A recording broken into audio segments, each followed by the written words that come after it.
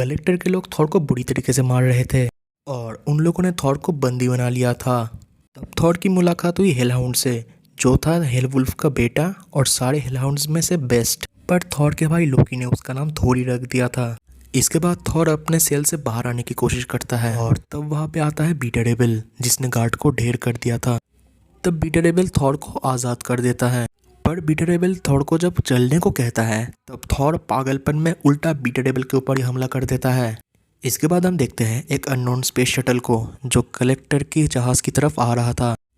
उस जहाज़ को देख के गार्ड्स को लगा था कि सिग्नल टूटने की वजह से वो जहाज़ फिर से कलेक्टर के शिप की तरफ आ गई थी। पर जब उन्होंने उस जहाज़ को खोलने की कोशिश की तब किसी अनजान बीइंग ने अचानक उन दोनों को मार दिया था। और तब हम देखते हैं प्रॉक्सिमा मिडनाइट और ब्लैक स्वॉन को, और ये सब लोग थैनोस के ऑर्डर पे उस मिस्टीरियस हैमर के पीछे पड़े हुए थे। दूसरी तरफ जब थॉर बीटर एबल को मार रहा था तब अचानक प्रॉक्सिमा मिडनाइट आती है और थॉर के ऊपर अटैक कर देती है, और ब्लैक स्वॉन भी बीटर एबल के ऊपर अटैक कर देती है। और तब वो हुडेड बीइंग उन लोगों के फाइट के बीच आती है और उन लोगों को रोक लेती है। और तब वो कहती है कि वो लोग गलत हैमर के पीछे हैं, असली हैमर तो किसी और जगह पे है। और ये कह के वो वहाँ से चले जाते हैं। दूसरी तरफ कलेक्टर और उसके गार्ड जब उस हैमर की तरफ खड़े होते हैं तब अचानक से प्रॉक्सिमा मिडनाइट, ब्लैक स्वॉन और वो हुडेड बीइंग आती है वहाँ पे। इसके बाद उस हैमर से अचानक से बिजली कड़कने लगती है। और जब वो हुडेड बीइंग कहती है कि ये कैसे किया तुमने, तब कलेक्टर कहता है कि ये मैंने नहीं किया, वो लोग आ रहे हैं। दूसरी तरफ हम देखते हैं ओडिनसन को, जिसने अपने बियर्ड और दाढ़ी को ट्रिम कर लिया था। और तब बीटर एबल ने टूथनैशर और थोड़ी को आज़ाद कर दिया था। और इसके बाद वो निकल पड़े अपने न्यू मिशन पे। इसके बाद हम देखते हैं कई सालों पहले एसगार्ड के वेपन्स हॉल पे। वहाँ पे छोटा थॉर म्यूनर को उठाने की कोशिश कर रहा था। तब थॉर की माँ फ्रेया थॉर को बुलाती है। वो थॉर से पूछती है कि वो वहाँ पे क्या कर रहा था। और तब थॉर कहता है कि उसने म्यूनर को हिलते हुए महसूस किया था। तब फ्रेया बताती है कि प्लीज़ थॉर, मुझे बताओ कि तुम सारी रात ये नहीं कर रहे थे, क्योंकि ये पागलपन है मेरे बेटे। तब थॉर कहता है कि मैंने सुना था ये मुझे पुकारता है हर दिन और यही मेरी डेस्टिनी है, पर अब भी मैं इसे नहीं उठा पा रहा हूँ। आज मैंने एक ड्रैगन को हरा के मिडगार्ड के पूरे विलेज को बचाया था, और फिर मैंने एक बच्चे को भी बचाया था जिसको ट्रोल्स ने किडनैप कर लिया था। पर मुझे ये समझ नहीं आ रहा कि अब भी मुझे क्या करना पड़ेगा जिससे कि मैं वर्दी बन जाऊँ। तो फ्रेया थॉर से कहती है कि ऐसा कोई हैमर नहीं है जो तुम्हें बेटर भगवान बना पाएगा, बस तुम्हारा दिल ही तुम्हें एक बेहतर भगवान बना पाएगा। और तब थॉर कहता है कि अगर शायद मैं किसी बड़े ड्रैगन को हरा दूँ। और तब थॉर को टोकते हुए उसकी माँ फ्रेया कहती है कि नहीं, और कोई ड्रैगन नहीं, अभी तुम सोने जाओगे, वो हैमर कल भी वहाँ पे रहेगा, और वो एक हैमर के अलावा और कुछ नहीं है। इन कुछ सालों में मैं बहुत डरावने बैटल्स लड़ चुका हूँ। मैं गॉड्स और अवेंजर्स दोनों के साथ लड़ चुका हूँ। मैंने बहुत सारे जायंट्स, कॉस्मिक कॉन्कर्स और इमॉर्टल्स को भी हराया है। पर आज मैं जो लड़ाई लड़ रहा हूँ वो मेरे पिछले लड़ाइयों से बहुत अलग है। आज मैं फिर से पहले जैसा बनने के लिए लड़ रहा हूँ, एक ऐसा भगवान बनने के लिए जिसके लिए मैं पैदा हुआ था। आज मैं वर्दी बनने के लिए लड़ रहा हूँ, और कोई भी ऐसी पावर नहीं है जो मेरे रास्ते पे आके खड़ी हो सकती है। मतलब हमारे रास्ते पे, क्योंकि मैं अकेला नहीं लड़ रहा हूँ। मेरे साथ मेरा दोस्त बीटर एबल, मेरा गोट टूथनैशर और मेरा एक नया दोस्त लड़ रहा है। हम लोग कलेक्टर के बड़े से स्पेसशिप के हॉल्स में अनगिनत मिनियंस के साथ लड़ रहे हैं, और हम तब तक लड़ेंगे जब तक मैं उसे अपनी आंखों से फिर से ना देख लूँ। ओल्ड एसगार्ड, जहाँ पे कभी भगवान रहा करते थे, पर अब वहाँ पे मेरी मुक्ति रह रही है। और तब ब्लैक स्वॉन गुस्से से कहती है कि बहुत हुआ, अब मैं इस पागलपन को बंद करने जा रही हूँ। मुझे ब्लैक ऑर्डर के अगेंस्ट जीतने की कोई उम्मीद नहीं है कलेक्टर। थैनोस को जो चाहिए वो थैनोस को मिलेगा। और तब ब्लैक स्वॉन उस हैमर की तरफ बढ़ते हुए कहती है, टाइटन के भगवान को जो चाहिए उसे वो मिलेगा, और मैं ब्लैक स्वॉन। और तब वो अपनी बात ख़त्म कर पाती इससे पहले ब्लैक स्वॉन को जोरों से बिजली का झटका लगा। और तब कलेक्टर ने कहा, तुम बेवकूफ़ हो, तुम्हें क्या लगता है मैंने पहले ट्राई नहीं किया था क्या?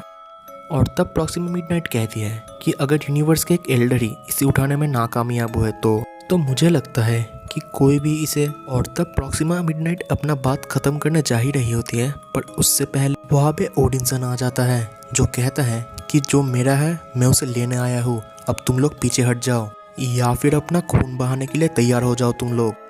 तब प्रॉक्सिमा कहती है कि खून, हाँ शायद अगर हमने इसके खून पे नहाया तो हम इस हथौड़े को उठाने में कामयाब हो सकते हैं। और तब ब्लैक स्वान कहती है कि अगर हमने इसके चमड़ी का दस्ताना बना के पहना तो कैसा होगा। और तब कलेक्टर कहता है कि मेरे प्रॉपर्टी को छूने का हिम्मत भी मत करना तुम लोग। और तब वो हुडेड बिंग कहती है कि इसकी बात मत सुनो, ये ओडिनसन भी हमारी तरह ही अनवर्दी है, इसे मार दो।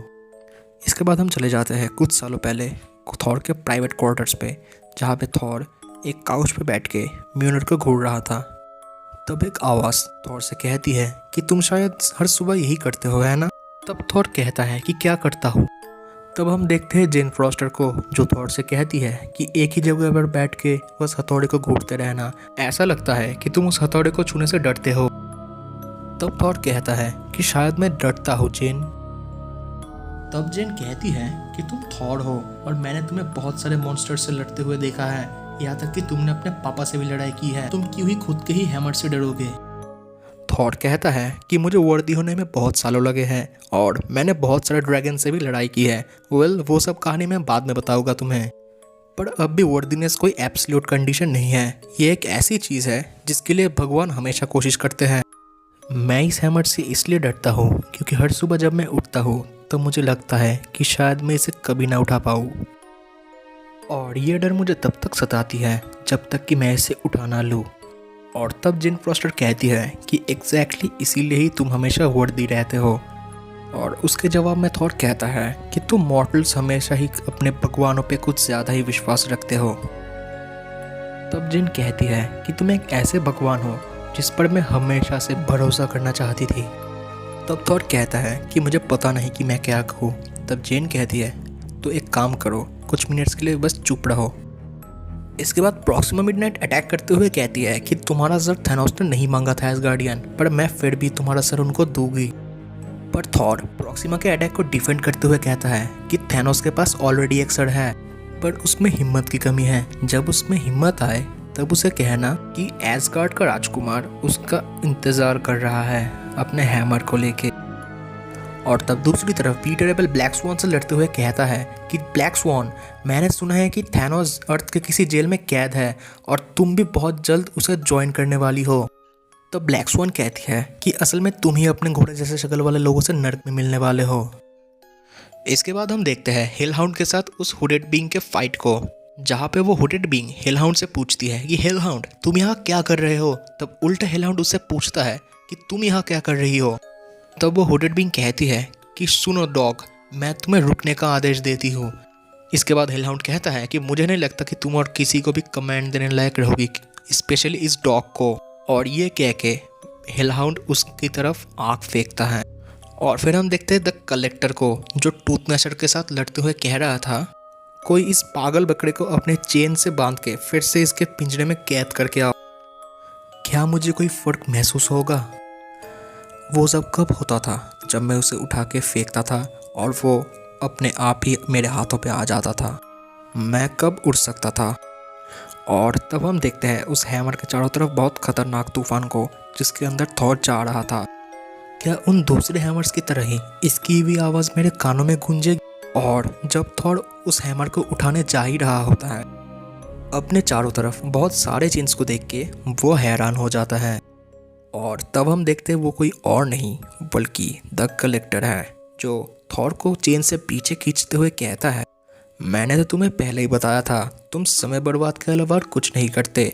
वो हथौड़ा मेरा है, तुम सब मेरे हो। और हम देखते हैं कि थॉर के टूथ नैशर को कलेक्टर ने चेन से बांध के रख दिया था।